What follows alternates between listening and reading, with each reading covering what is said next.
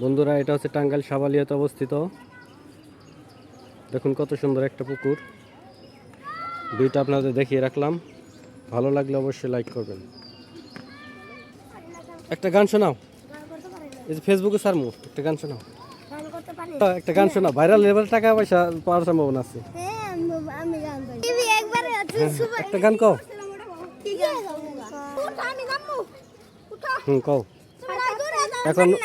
এখনো আমাদের একটি সুন্দর একটি গান শোনাবে, আপনারা সবাই দেখতে থাকুন। কও কও, কেরা ভাইরাল হবার চাও? হেই কও।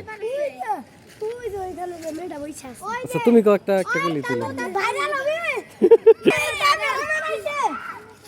এই যে গান করার জন্য এসে পড়েছে।